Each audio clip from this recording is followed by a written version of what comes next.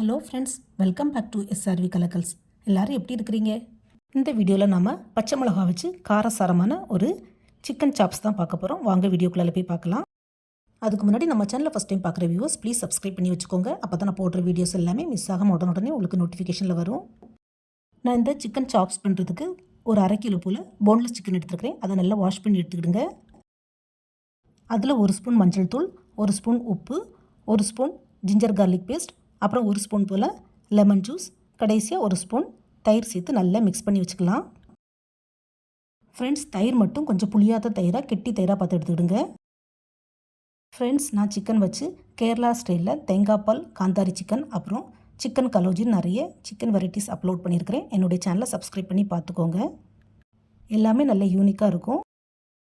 Chicken கலோஜி jaggery போட்டு பண்ணக்கூடிய ஒரு ரெசிபியாகும். இது அவ்வளோத்தையும் நல்லா மிக்ஸ் பண்ணி ஒரு 1/2 hour மேரினேட் பண்ணி வச்சுக்கலாம். இப்போ கேஸ் ஸ்டவ்வில் ஒரு கடாய் அல்லது பேன் எடுத்துக்கலாம். நான் இன்றைக்கி மண்சட்டியில் தான் ட்ரை பண்ணுறேன். மண்சட்டியில் வைக்கக்கூடிய மீன் குழம்பும் சரி, சிக்கன் கிரேவியும் சரி எக்ஸ்ட்ரா டேஸ்ட்டாக இருக்கும். நீங்களும் ட்ரை பண்ணது இல்லைன்னா கண்டிப்பாக ட்ரை பண்ணி பாருங்கள். சட்டியில் கொஞ்சம் எண்ணெய் சேர்த்துக்கலாம். எண்ணெய் சேர்த்ததுக்கப்புறமா ஒரு 4 பச்சை மிளகா நான் எடுத்துருக்கிறேன். அதை லைட்டாக இப்படி நடுவில் கீறி வச்சுருக்கிறேன். அதையும் சேர்த்து நல்லா வதக்கிக்கலாம். இந்த பச்சை மிளகா வதக்கிறதுக்கு ஆயில் கொஞ்சம் ஜாஸ்தியாக ஆட் பண்ணிக்கிடுங்க. அப்போ தான் இது நல்லா பொரிஞ்சு வரும். இப்போ இந்த பச்சை மிளகாவை தனியாக ஒரு பிளேட்டில் எடுத்து வச்சுக்கலாம். நம்ம இப்போ ஆட் பண்ண போகிறதில்ல, கடைசியில் தான் ஆட் பண்ண போகிறோம். இந்த பச்சை மிளகா தான் சிக்கன் கிரேவிக்கு ஒரு ஹைலைட்டே. ஸோ ஸ்கிப் பண்ணாமல் ஆட் பண்ணிக்கிடுங்க. இப்போ அதே எண்ணெயில் 2-3 துண்டு பட்டை, ஒரே ஒரு ஏலக்காய், அப்புறம் கொஞ்சமாக சீரகம் சேர்த்து நல்லா பொரிய விட்டுக்கலாம். இது நல்லா பொரிஞ்சதும் இது கூட ஒரு பெரிய சைஸ் வெங்காயத்தை பொடி பொடியாக கட் பண்ணி இது கூட சேர்த்து நல்லா வதக்கி விட்டுக்கலாம். வெங்காயம் நல்லா வதங்கணும். ஸோ இது வதங்குற நேரத்தில் நம்ம இதுக்கு ஒரு மசாலா ரெடி பண்ணி எடுத்துக்கலாம்.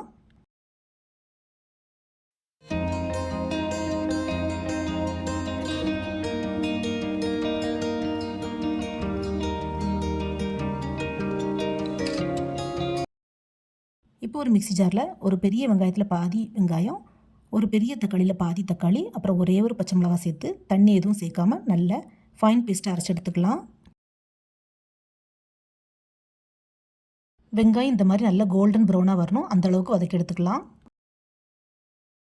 வெங்காயத்தை லைட்டாக வதக்காமல் இந்த மாதிரி நல்ல கோல்டன் ப்ரௌனாக வதக்கி போடும்போது நமக்கு சாப்ஸ் ரொம்பவே டேஸ்ட்டாக இருக்கும். இந்த வெங்காயத்தோட ஃப்ளேவரும் நல்லாயிருக்கும். ஸோ வெங்காயத்தை இந்த மாதிரி வதக்குனதுக்கப்புறமா நம்ம அரைச்சி வச்சுருக்கிற வெங்காயம் தக்காளி பேஸ்ட் ஆட் பண்ணிக்கலாம். வெங்காயம் தக்காளி பேஸ்ட்டை சேர்த்து பச்சை ஸ்மெல் போகிறது வரை நல்லா வதக்கணும்.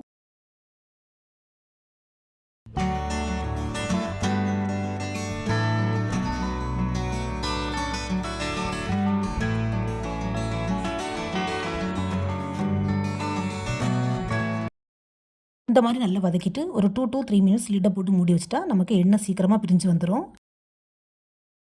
பாருங்கள் ஃப்ரெண்ட்ஸ், இப்போ எண்ணெய் நல்லா தனியாக பிரிஞ்சு வந்துடுச்சு. இந்த ஸ்டேஜில் இது கூட 1 ஸ்பூன் காஷ்மீரி மிளகாத்தூள், ஒரு 1/2 ஸ்பூன் மல்லித்தூள், ஒரு 1/4 ஸ்பூன் மிளகுத்தூள், ஒரு 1/4 ஸ்பூன் வறுத்து பொடித்த சீரகப்பொடி, அப்புறம் ஒரு 1/4 ஸ்பூன் கரம் மசாலா அல்லது சிக்கன் மசாலா, கடைசியாக சிக்கனுக்கு தேவையான உப்பு, இவ்வளோத்தையும் சேர்த்து நல்லா மிக்ஸ் பண்ணி விட்டுக்கலாம்.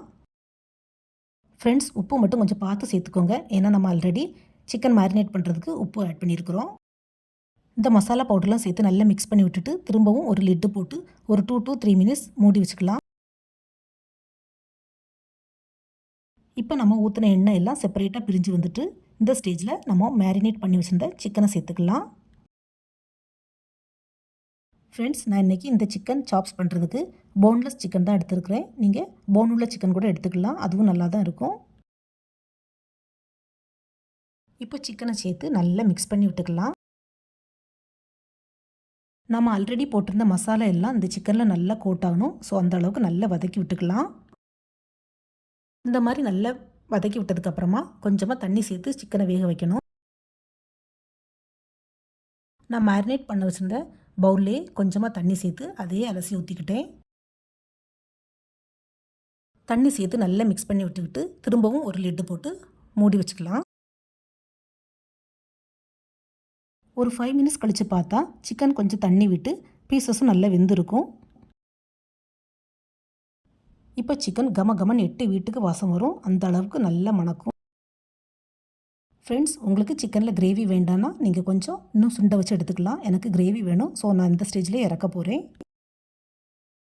இப்போ நம்ம ஆல்ரெடி வதக்கி வச்சுருந்த பச்சை மிளகாவை ஆட் பண்ணிக்கலாம். பச்சை மிளகாய் சேர்த்து நல்லா மிக்ஸ் பண்ணி விட்டுட்டு திரும்பவும் மூடி போட்டு மூடி வச்சுக்கலாம். அப்போ தான் அந்த மிளகாயில் உள்ள காரம்லாம் கிரேவியில் இறங்கும். இப்போ மிளகாய் நல்லா வெந்து அதில் உள்ள காரெல்லாம் கிரேவியில் இறங்கிட்டு இந்த ஸ்டேஜில் கொஞ்சமாக பொடியாக கட் பண்ண மல்லித்தலை சேர்த்துக்கலாம். ஃப்ரெண்ட்ஸ், நான் இந்த சிக்கன் வச்சு, அதாவது போன்லெஸ் சிக்கன் வச்சு வாண்டன்ஸ் 2 டைப்பில் வாண்டன்ஸ் எப்படி பண்ணலான்னு, ஒன்று ஆயிலில் ஃப்ரை பண்ணுறது, இன்னொன்று தண்ணியில் பாயில் பண்ணி, அப்படி 2 டைப்பில் அப்லோட் பண்ணியிருக்கிறேன். என்னுடைய சேனலை சப்ஸ்கிரைப் பண்ணி பார்த்துக்கோங்க. ரொம்பவே நல்லாயிருக்கும். சிக்கன் வாண்டன்ஸ்லாம் நம்ம ரெஸ்டாரண்ட்டில் போய் சாப்பிட்றதா இருந்தால் ரொம்பவே காஸ்ட்லி. ஸோ வீட்டிலே ட்ரை பண்ணி பாருங்கள் ஃப்ரெண்ட்ஸ். அவ்வளவுதான். இப்போ காரசாரமான சிக்கன் சாப்ஸ் சூப்பராக ரெடி ஆயிட்டு. இது ஒயிட் ரைஸுக்கு மட்டும் இல்லை, சப்பாத்தி, நான், பரோட்டா எல்லாத்துக்குமே நல்லாயிருக்கும்.